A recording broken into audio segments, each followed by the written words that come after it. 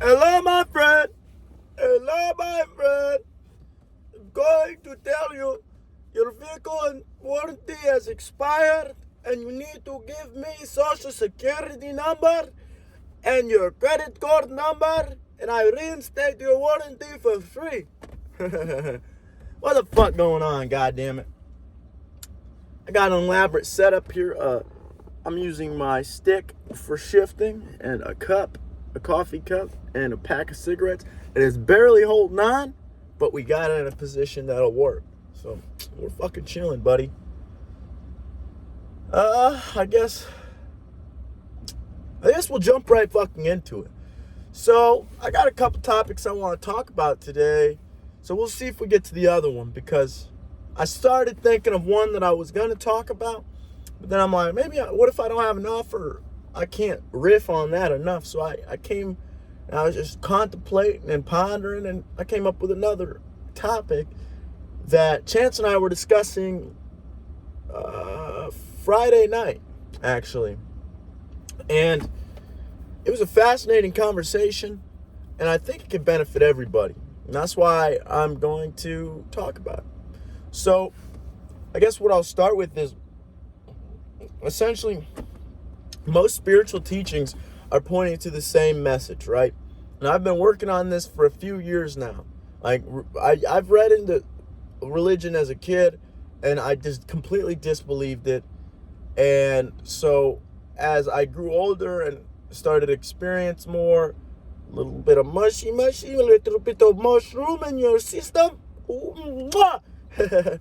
But I started to realize that a lot of these religions are pointing to the same shit through knowledge and podcasts, shit like that, experience.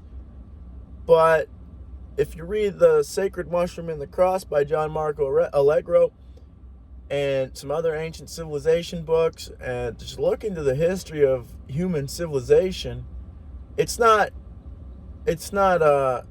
fucking rocket science why that is. It's because we developed from one spot in Africa, right, and slowly colonized the planet. So of course we're going to influence each other and have ideas and shit that get passed along in that process. Say somebody has shoes and you're still walking barefoot, fucking walking on rocks and glass and all kinds of shit, you're going to want a pair of shoes. You're going to be like, oh shit, that guy's got a good idea. You're going to take that shit and you're going to put those shoes on. That's how basically religion evolved to the ones we have today. And what they're all essentially pointing to, you should read that book, by the way, it's a good book, is the act of being present, the act of seeing yourself as a collective consciousness and not just an I or an identity, an individual identity, I should say. That's what most of them are pointing to. Because if you think about it, and this is how Chance and I started that conversation, all day long, if you fucking consciously make an effort to realize how many times you say I throughout the day. I don't like this. I don't know. I. Okay, so let me backtrack a little bit.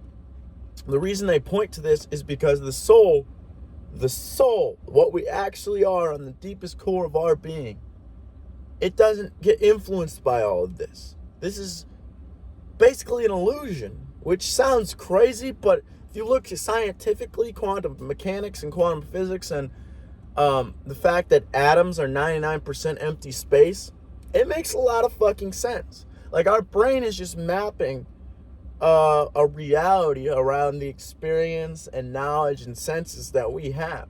Like, if a person's blind, they have a different reality than we have. Everybody's got a different reality going on in their head because our senses don't work exactly the same. Yeah, people hear shit, we see shit, that's the same. But the way we hear it, the way we see it, the way it processes through our brain is completely different. And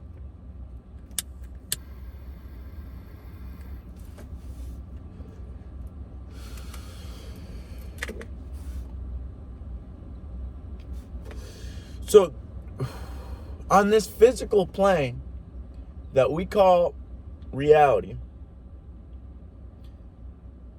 we experience ourselves as these individual beings. I am Cody Kiss, and I went through these certain experiences in my past.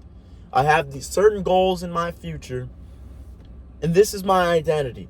Aubrey Marcus describes it as we're playing a game, and you're the player. You have your jersey on. It says your name. It says your hometown. It says your team. All that shit. But the jersey's basically the identity. You're the player, right?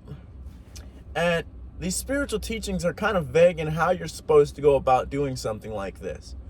Because you can't, and I guess I'll just say it and keep talking, you cannot disconnect from this game you call life. Unless you're like a Buddhist monk, you give up all your possessions, you give up everything associated to the I that you call yourself.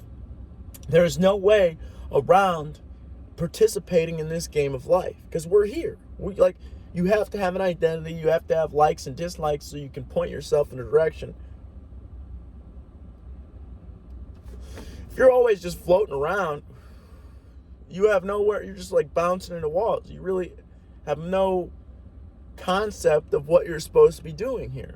You have to use your identity and your ego to find your purpose on this planet. But the thing about that is, we get lost in it because the ego is always trying to convince you that you are this. You are this meat body, and this physical plane is all we have. And there's nothing else after death. That's all our ego wants to convince us of. That's why we're so scared of death and scared of change and scared of things like that, is because our ego wants to remain the same, because it's trying to simplify things and make everything simple and rationalize it to a point where we can make sense of this crazy world that does not make fucking sense. And so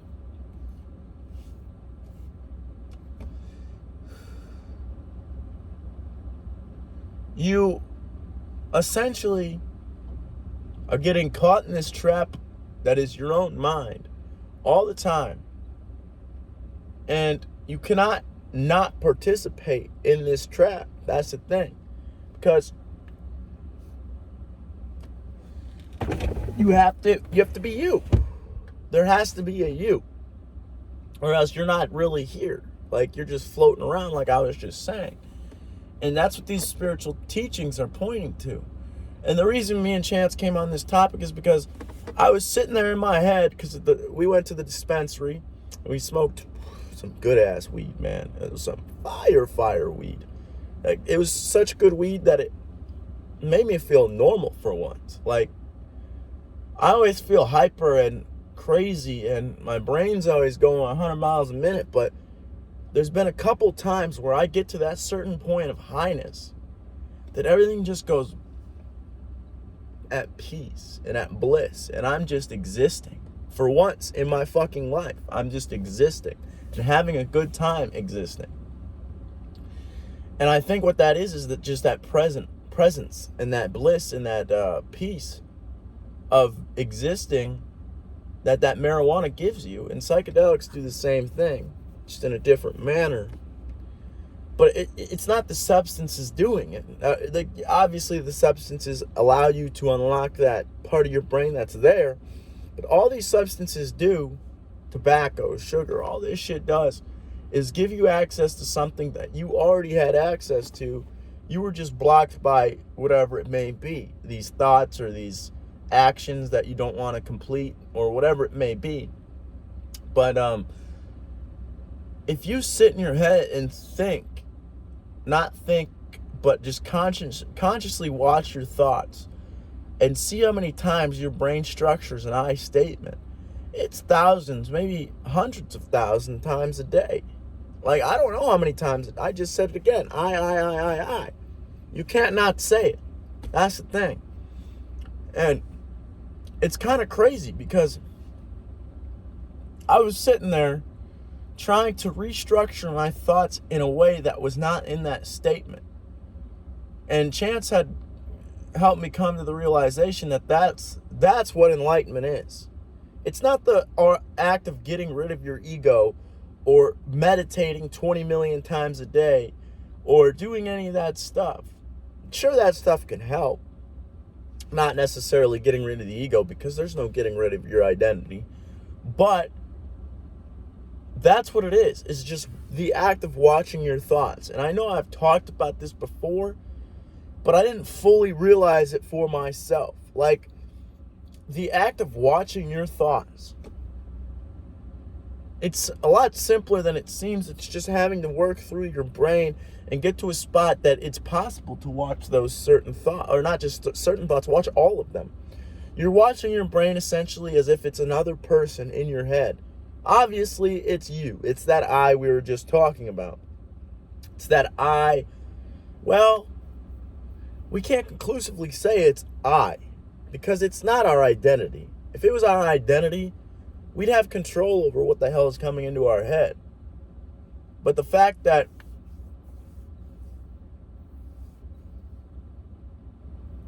you can't separate yourself. What am I trying to say here? Okay, so I guess the way I should describe it is there's two things in your head, right? Obviously, we're not talking about schizophrenia. Calm down. You've got the thoughts, and you've got the awareness that sees and listens and hears the thoughts. And that awareness is always listening, always watching, always accumulating, always pondering thoughts. That awareness is just sitting there watching, right? It's just like, okay, there's another one. Oh, there's another one. Okay. Oh, there's another one. All right. Oh, I don't like that one, but okay. And you just got to do that. And you got to watch them pass through your head. And some of them you're going to want to fuck with. And some of them you do need to fuck with. And that's where that identity comes in, because you sit there and start fucking with these ideas. Like, oh, this one looks interesting. And you start twisting around. And you start fucking figuring out, oh, how could I think about this in a deeper manner? Like, there was one day I was just driving. I got super deep into thought. And I started thinking about who the fuck taught animals and humans that we need to eat. Because the first animal to ever evolve into a spot that you need to put external things into your body to give yourself nutrients and power to fuel your body. How the fuck did they instinctually know that you need to eat?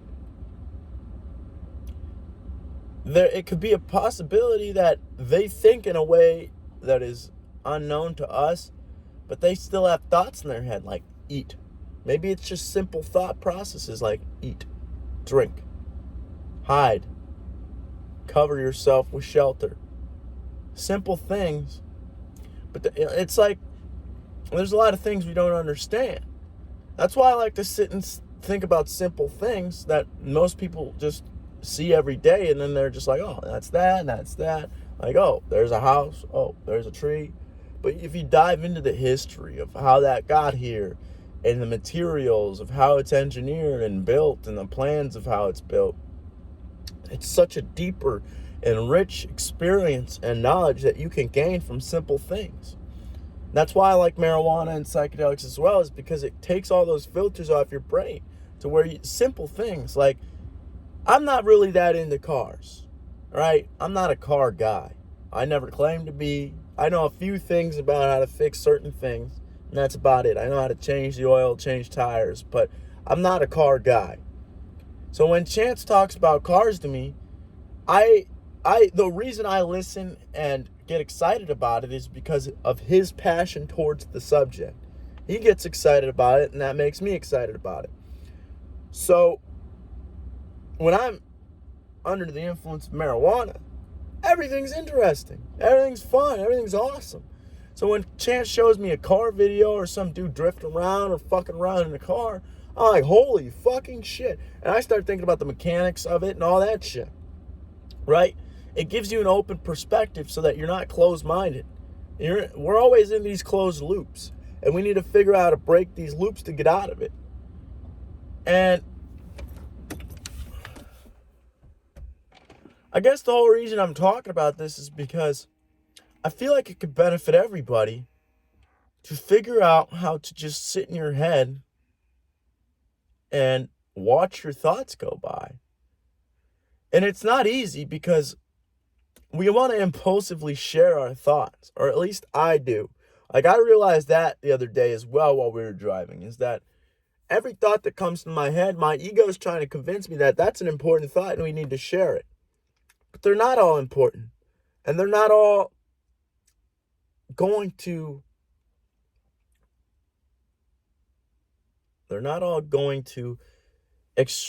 extravagantly, what's the words I'm looking for? They're not going to,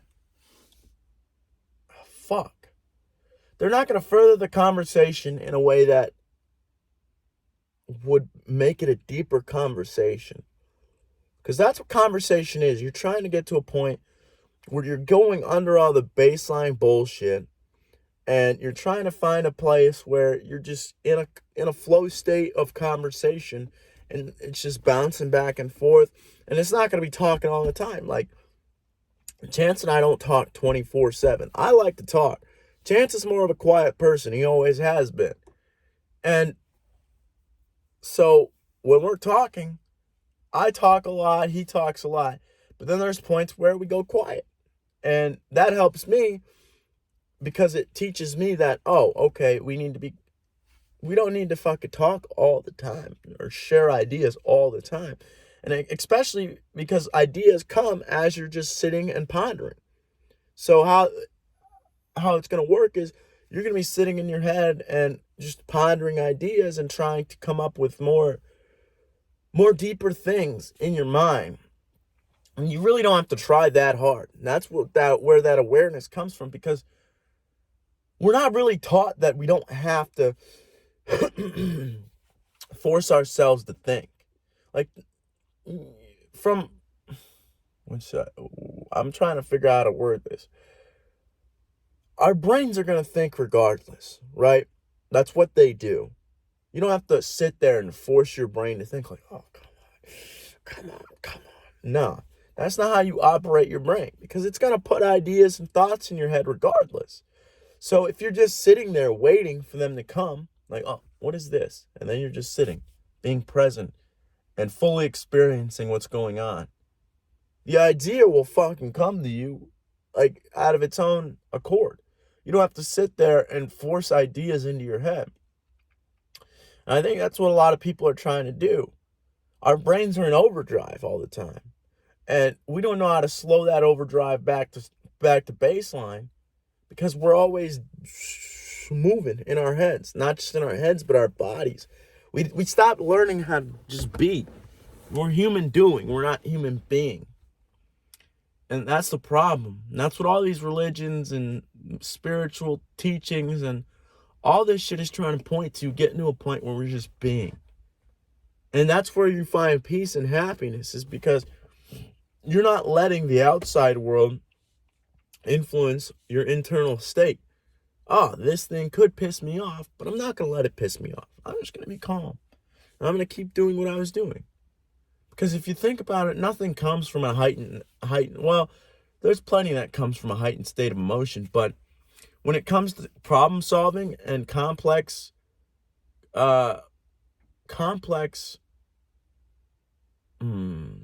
situations, the best state of mind for that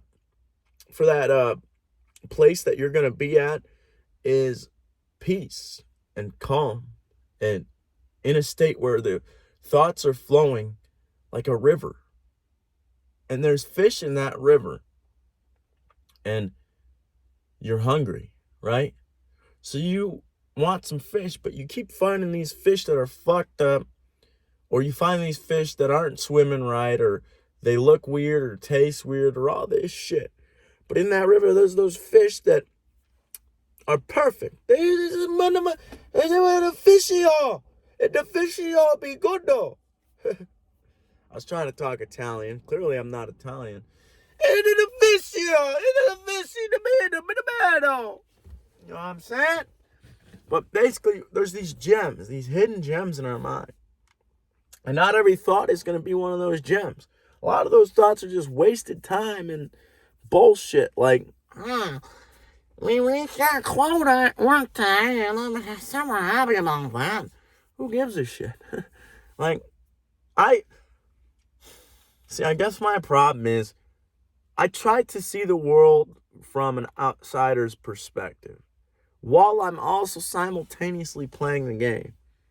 And it's a hard thing to do. Maybe that's why I like substances so much, because they can give you an outsider's perspective. You're like to where you're in your body, obviously, but you're sitting outside your body at the same time, if that makes sense. Like, you're in your head watching your body, and you still have control, obviously, to a certain extent, whether that be alcohol or all that shit, but you're just watching. You're not trying to fuck with anything. The thoughts are just coming in as they should. And that's what kind of perspective we got to develop in our own mind to get to where we need to be, because there's going to be all these hard things and stresses and all this bullshit thrown at you. Death, fucking hard work, effort, discipline, all these things that we have to do to get successful and get to a point where we're happy.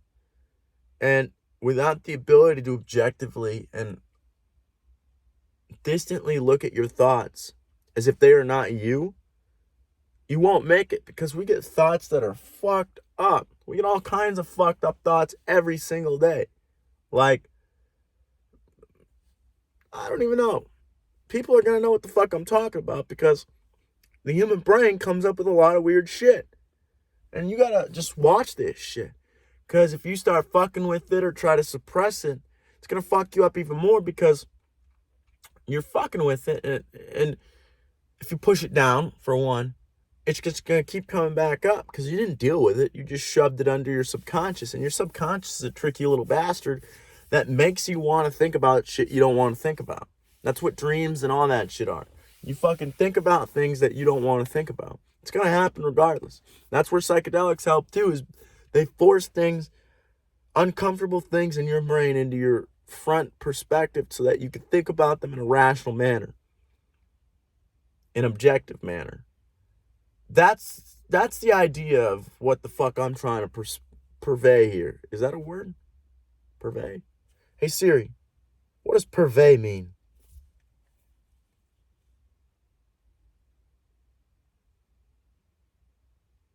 Well, that's not how you use that word, I'm going to be honest. But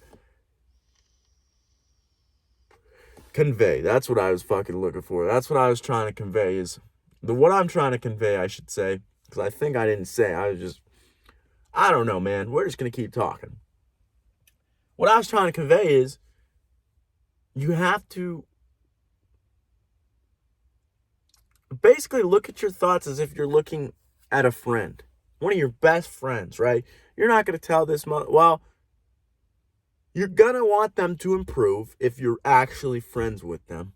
So if they're fucking up, like drinking too much or doing something stupid, you better tell them. But you're not going to tell them in the manner that you tell yourself. Like, if your friend fucks up, you'd be like, oh, buddy, it's all right, man. You're going to make it next time. This isn't the end. You just got to keep moving. But if you fuck up, your brain's like, you stupid fucking piece of shit. You fucking should kill yourself, and you're worthless, and you suck, and you're never going to accomplish anything. And our brain's always trying to convince us of this stupid shit. David Goggins always talks about the most important conversation you're ever going to have is the one that you have with yourself. Because we have all this negative talk and there's all this bullshit in our head. And that's the reason it's the most important conversation, is because you got to figure out how to talk to yourself in a manner that benefits you.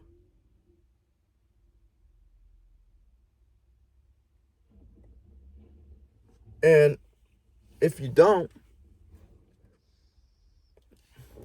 fuck. Just give me a second, ladies and gentlemen. Porque as people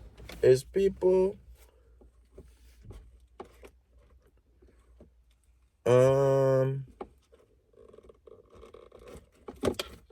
know what I want to talk about. If I'm being 100% honest, I better just keep going. I just don't want to talk with fucking people pulling up and looking at me. I feel weird, man. Because I don't know why, actually. Because I'm making this for a lot more people than the people pulling up all the time. But I guess that's the reason. You got to look at your thoughts as if it's another person, almost. Because you can't fuck with every thought that comes in your head. Especially all the negative ones. Because it's just going to bring you down to the depths of hell. Because there's a lot of thoughts that come in that you're not going to be able to rationalize. You're not going to be able to figure out. You're not going to be able to understand. And there's no point in trying to understand a lot of things. Because a lot of things are understandable to our minds. And if we want to be better, that's the only way to improve, is to just keep working at it. Why the fuck did I unplug it? Just keep working at it and keep trying to be better. But you also have to work in your head. That's where all the work starts and finishes, is in your head. Because if you're having a fucked up thought process or way of acting, then it doesn't matter what you learn or all that shit. I guess it does, because it'll give you a different perspective in a way to be better, but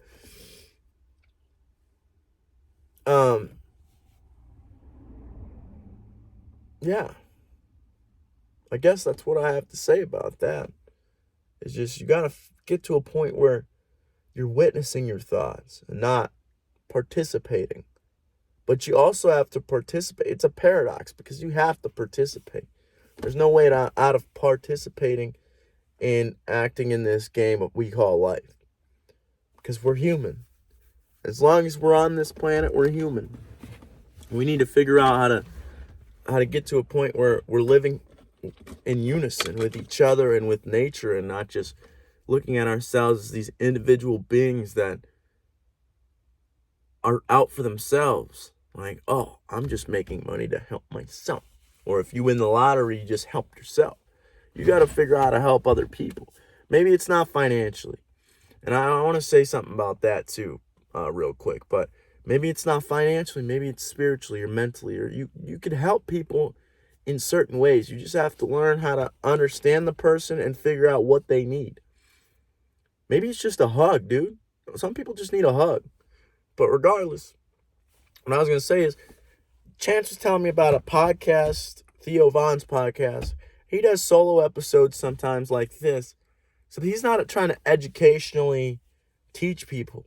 Like, the reason I do my podcast in this form is because the only two concepts I have of an individual podcast is Peter Schiff and Andrew Huberman. And both of those motherfuckers are trying to educate people. Which I want to educate people. But I also want to do it in a manner that is open and shares, like, hardships and stuff. And the way Chance was describing it to me was like, Theo just gets deep into shit and talks about shit that has been bothering him, or fucked up shit that could apply to everybody, because we all have these weird feelings and thoughts and shit that we can't explain going on inside of us. And if somebody talks about something that they've experienced, it could help somebody who's experiencing the same thing but doesn't know what it is. Like, for example, I didn't know I was depressed. When I first hit depression, I'm not depressed anymore, but when I first got depressed when I was a kid, I didn't know what the fuck it was. I just felt like shit. I thought I was like, oh, this is how being an adult is. I just feel terrible all the time. But nah, it's the act of being in a way that, it's a whole perspective shift, really, because you're not just thinking the world's sad, because there's a lot of depression that can be fixed by having good friends or good situation, like financially, or just certain things that are not right in your life, and so you try to fix them.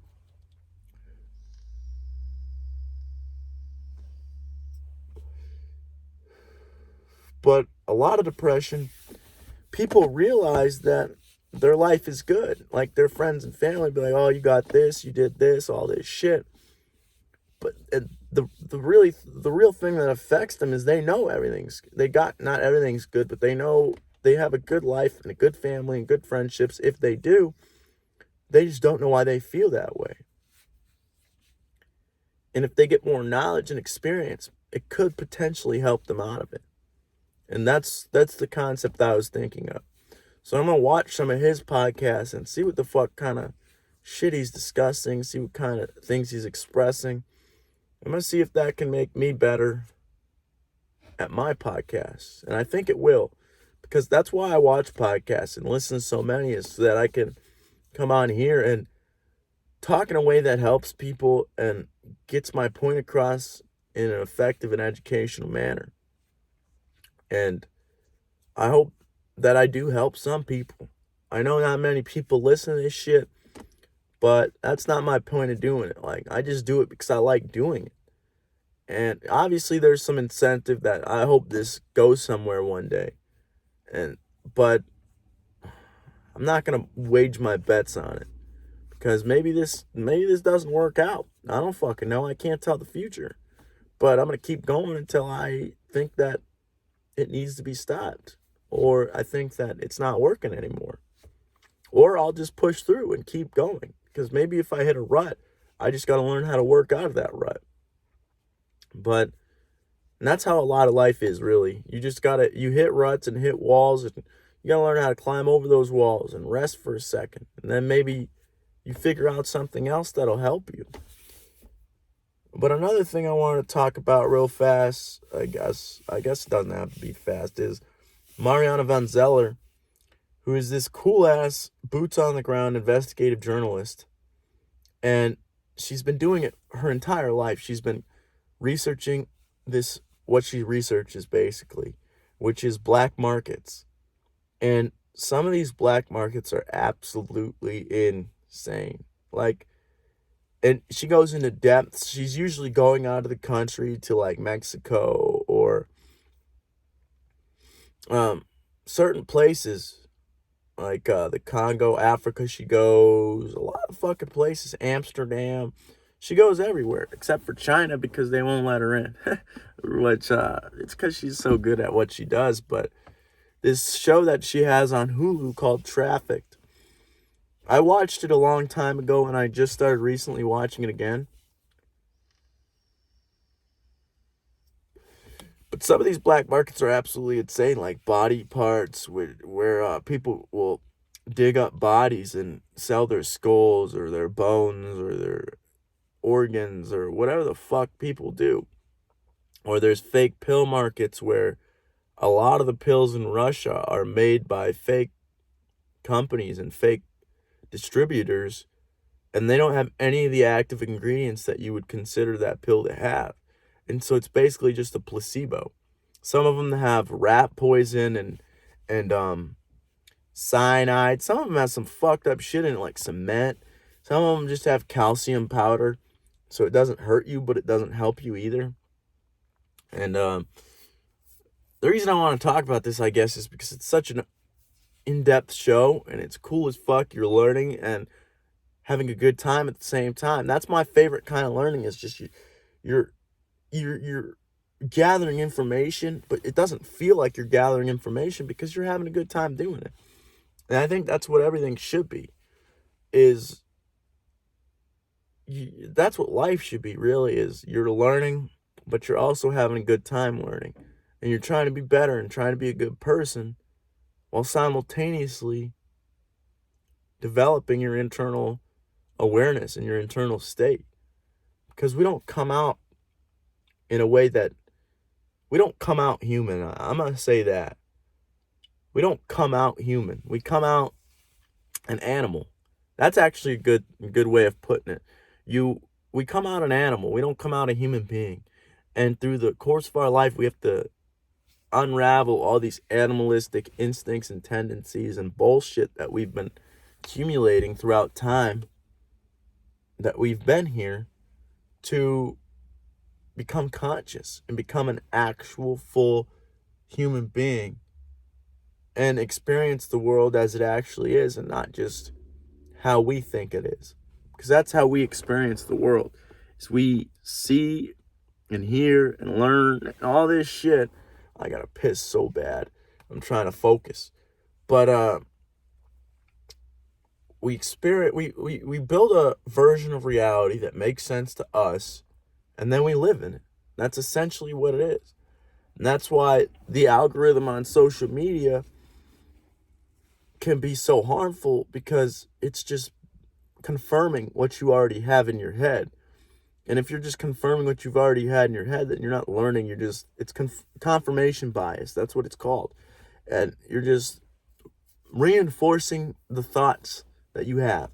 And the reason that's not a good thing, if you have the right knowledge, which who the fuck has the right knowledge? Who the hell really knows what's going on in this world? Nobody. But if you have factual information in your head, then there's nothing wrong with that.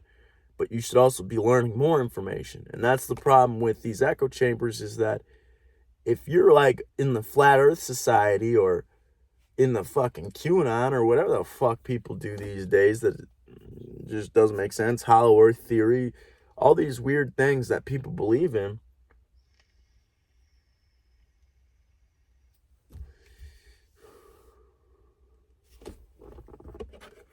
if you're just confirming these biases and this information and it's wrong, then you're just stuck in your own bullshit, really. It's like the trap we were talking about before. You're just caught in the trap of your own mind. And a lot of people are stuck in this trap. But I guess the reason I feel like everybody should go watch Trafficked by Mariana Van Zeller, because it illuminates a lot about what's going on in this society and where money influences basically everything, right?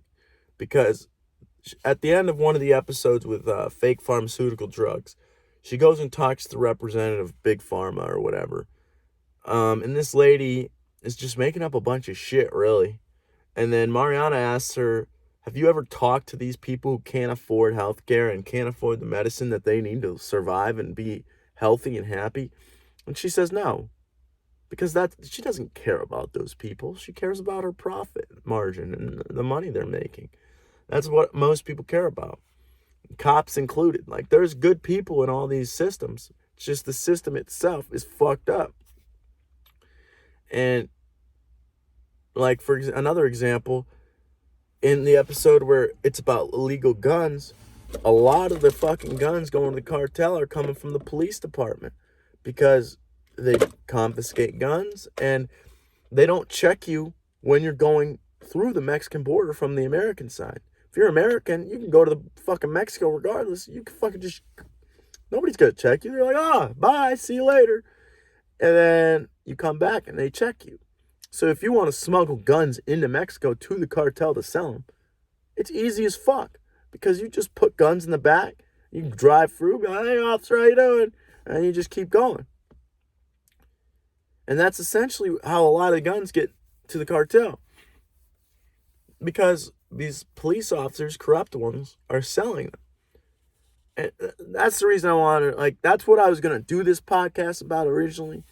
But I didn't know really how I could get into depth with it, because she goes into all these dangerous situations and she's almost gotten stuck a couple times to where she couldn't leave and all this shit.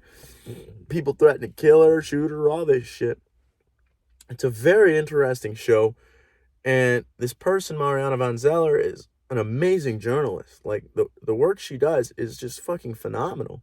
And she investigates things, first of all, in a way that most people don't anymore. Like, they don't go on the ground. They just hear it's all hearsay. Most media is just hearsay now. Like, I heard this shit, so I'm going to write about it. And what she does is she actually goes into these fucking places and she puts her feet on the ground, talks to people, figures things out. She talks to gang members and cartel members and all these motherfuckers doing crazy shit. They all got masks on and their voices concealed and all this shit. It teaches you a lot about the illegal market and what the fuck's actually going on under our noses. Because we think it's all sunshine and rainbows around here. We wonder what the fuck's going on and why the world looks like it's falling apart.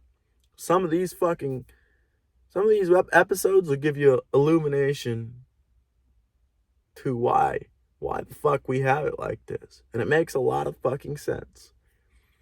But I guess this is where I'll end it. Because I gotta race like a piss horse, as Chance would say. All right.